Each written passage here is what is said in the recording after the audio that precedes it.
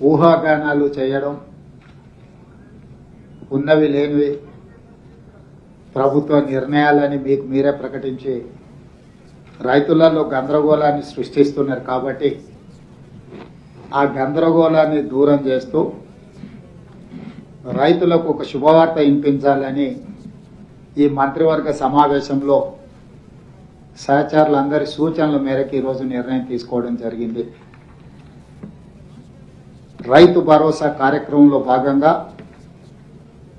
వ్యవసాయ యోగ్యమైన భూములన్నింటికి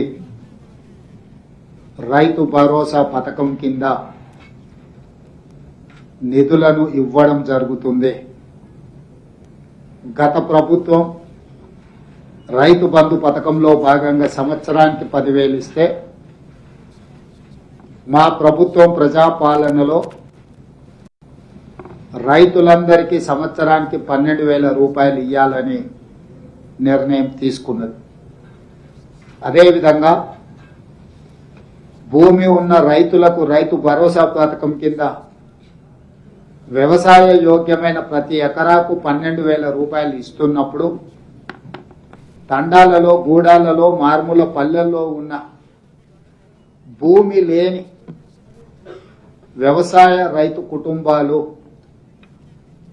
భూమి లేకపోవడం ఒక శాపము, ప్రభుత్వం మమ్మల్ని ఆదుకోకపోవడము ఇంకొక శాపము అన్నట్టుగా పాదయాత్రల సందర్భంగా అటు భట్టి విక్రమార్క గారికి కానీ నాకు కానీ ఈ మధ్యకాలంలో మా మంత్రివర్గ సహచరులు పర్యటనలకు వెళ్ళినప్పుడు దృష్టికి తీసుకురావడం జరిగింది.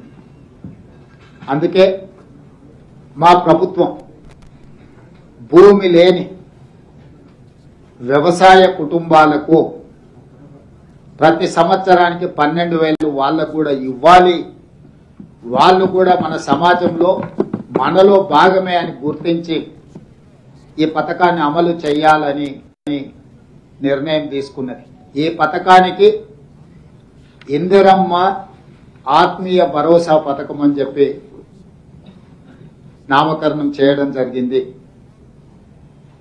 ఈరోజు భూమి ఉన్న వ్యవసాయ యోగ్యమైన భూములకు రైతులకు ఎకరాకు 12,000 ఇవ్వడమే కాకుండా భూమి లేని వ్యవసాయ కుటుంబాలకు సంవత్సరానికి 12,000 రూపాయలు ఇందిరమ్మ ఆత్మీయ భరోసా పథకం కింద ఇవ్వాలని నిర్ణయం చేయడం జరిగింది.